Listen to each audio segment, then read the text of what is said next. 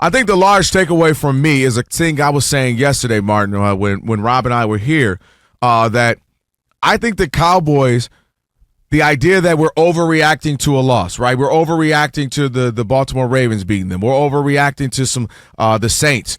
I think for me, I just don't think they're that great of a team. And I said this yesterday that I'm not saying they're a bad team, and they still have an opportunity to go out and win their division. Ultimately, that at the end of the day, that matters because then you get in the tournament after that. But for me, I don't look at this team and think, oh man, they're this, they're that, and be blown away. I'm looking at them they're top heavy. They got a handful of star players who will win are great. We know that with CeeDee Lamb. Saw what he did. He was able to get a touchdown yesterday. Dak has looked solid. Dak has been good, to give him some credit.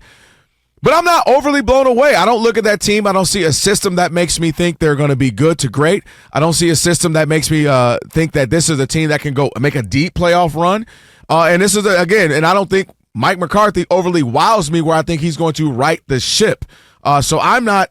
They got a good win. You got to beat your divisional opponents. They did that. I'll also give them credit, Martin. One of the things we complained about was their running defense, how they've been getting ran through, and they were able to stop the run. I think they only gave up was it 26 yards or something? Yeah, crazy?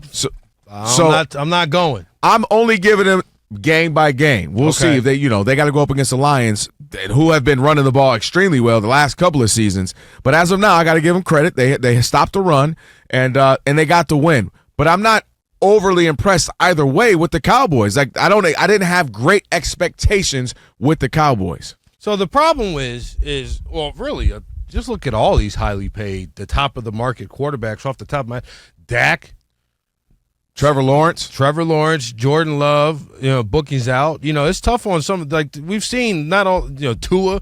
Yeah. Some of these high, that was the one I couldn't remember, these contracts not necessarily returning dividends immediately. But the thing about Dallas is for me, that Cowboys, all right, you do not luck your way in to 36 regular season wins in 3 years. Mm-hmm. You just don't.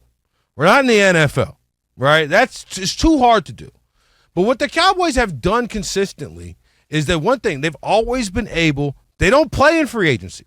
They draft guys. They find guys, right? You look to the point that when they were looking for a running back, they's like, you know what? Derrick Henry, I see you over there, but I want that old thing back. They spun the block. Right, exactly. Spun the block, all of that. You're supposed to delete the number. But anyway, but I say that the reason the Cowboys are just – they won those games, though, out of straight just talent. Mm-hmm. You look at this game yesterday. The Cowboys probably should have blown out the Giants. How many times do you give up 26 yards rushing a game and only win by 5? Right? A game, not a quarter, right? Not a quarter. 26 rushing and a half is really good defense. But in a game, and you let Daniel Jones dot you up like that on the defensive side of the ball, here's the problem, Kelvin. This is why this Cowboys team feels different than all those other ones. It's not the high-level talent. It's not Dak. It's not CD. Mm-hmm. It's not even Michael Parsons, even though he's been pretty absent, and he's got a high ankle sprain. Won't see him for a couple weeks.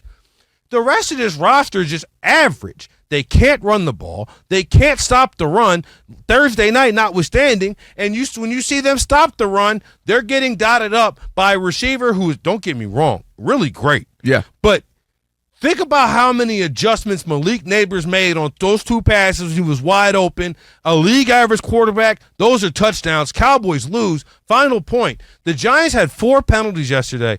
Cowboys were penalized 11 times. You can't get penalized 3 times almost than your opponent and expect to win games. No. You mentioned the fact that this team doesn't have a bunch of other guys, and I think sometimes we forget what makes teams great. If you look at the 49ers over the last 10 years, is we know the names of the few that we call them the Avengers, but it's a bunch of other guys. Sure, it's a bunch of other guys who get the job done defensively. It's linebackers who may not get a name. It's offensive linemen who we may not know their name. It's defensive linemen making their plays. I just mentioned the Lions. You look at the Lions. Lions have a bunch of guys who make plays on both sides of the ball as their defense continues to get a little bit better. But the Cowboys are top heavy and star driven. obviously this is how they like it, and that doesn't bode well. Not to mention, you have to have depth. What do they always say? Next man up. And now you got two of your better defensive players out for the next foreseeable few weeks, and you don't leave yourself any room for error when you're starting to lose guys, and you're not playing well, and you're being highly penalized. So I'm not too big on them, but again, at the end of the day, it's not like the Eagles are world beaters right now. It's not like the Giants are world beaters right now. And it's not like, who am I missing in the division? Well, Jaden Daniels set a completion record. Jaden Daniels is only one that might worry you a little bit. But still, I'm high on him, but still got to see the rest of the season. Sure. Marcellus Wiley is joining us now, former NFL All-Pro, host of Never Shut Up on Brinks TV. Marcellus Wiley on X, and my former co-host back in the day. We used to do our thing. Marcellus, what up, brother?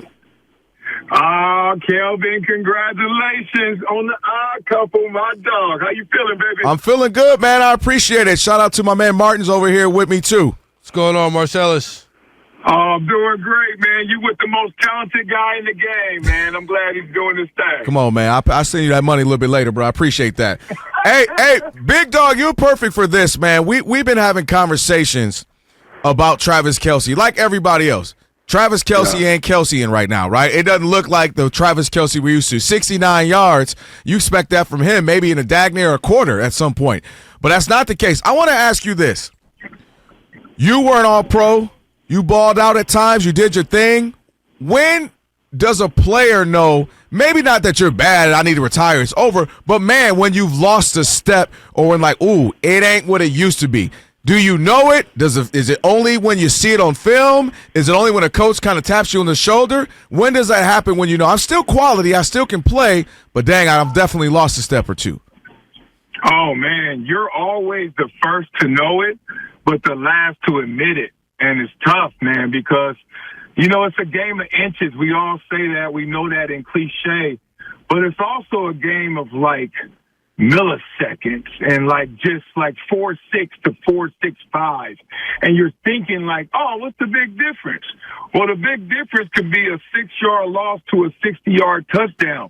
Just were you in position? Oh, you were just off. Oh, you barely missed the quarterback. Oh, you were one step behind, so that pass was incomplete. And all those things start to happen. One, when you're dealing with injuries. Two, as you get older. And three, when you get distracted. And all those things right now are happening for Travis Kelce. We all know he's dating the most famous woman in the world. And what comes with that is you just got to alter your life. And that doesn't mean you're not putting in work. And you may be even fooling yourself to think you're putting in the same work. But I'm here to tell everybody, because I went through it. I've seen countless other guys who started to go from good to great to stardom. They go from working out at the facility to working out with their own coach and in their own training staff to now they're working out in hotels and Four Seasons weight rooms. And let me tell you, I ain't never seen somebody flip a tire in no Four Seasons hotel gym. So that's what happens. You just start to say, I'm putting in the work, I'm doing it. And boy, in a game of inches, it ends up to be miles of difference. Now, I want to ask you about, because you played on some teams that weren't so good, right? And I'm not. Yeah, obviously, I'm not. Yeah, I don't mean any offense by that. You played at a high. I couldn't even dream, obviously, getting to that. But I wonder what it's like when you continually are losing week in, week out. Like the Jaguars and Trevor Lawrence have been losing week in, week out. Because Kelvin asked, when does a player know he's done? When does a locker room know that a coach is done? Yeah, it's tough, man. I mean, look, the obvious is when you're mathematically out of it, it's a whole different atmosphere, different climate. But I give it to you like this, for those who haven't been in that circumstance. You ever been riding around and everything is good, you feel great, you're like, look, this is a normal day for me, I'm about to go get it. And then your song comes on. And all of a sudden, everything changes. Like, you get hyped, you go into a zone, you just lose it. And when you are playing for something, it's like your song is always on. When you're not playing for anything, you're still good, you're still trying, but you ain't in that same space no matter how hard you hit that gas. Right. Now, that doesn't mean you tap out, doesn't mean you don't play as hard, you don't turn into the Las Vegas Raiders and start making business decisions. You're just not jamming. you just ain't jamming, you ain't rocking out, and it's tough and it's contagious. So I think when you're on a team that doesn't have anything quote unquote to play for, you're not playing for the team anymore. You're playing for yourself, your resume, and the film you're producing. We are the odd couple, Kelvin Washington, my man Martin Weiss, in for Rob Parker. We're listening to Marcellus Wiley joining the show, former All-Pro, host of Never Shut Up on Brinks TV, Marcellus Wiley on X. I got to ask you, of course, Chargers. You play for the Chargers. You love the Chargers. You go to the games with your beautiful family. You hang out there. This is kind of a segue from what Martin just asked you in. All right, you got a bunch of talent. You got a team that everybody every year has expectations about. But then you have a change of coach, and you bring in a guy in Jim Harbaugh with his own system and proven winner. What does that feel like? How does it tell us outsiders, what does a coach really do that creates a winning environment that all of a sudden, you guys are on a winning path? How does that really change, or does it? Yeah, it definitely changes things. It changes your perspective. It changes your outlook. I mean, you just get more energized because of that. And it's crazy because the Chargers always have had talent, even when I played. Like, look at this team. Like, I go there as a free agent. We end up having LaDainian Tomlinson as our first-round draft choice. Drew Brees. We got Tim Dwight, Junior Seau, Rodney Harrison. We have all these guys everywhere, and we win 8 games. So, we're like, what? It's not a talent conversation ever with the Chargers. We win, but we don't win at all. When you get Harbaugh, you start thinking, we can get over this hump.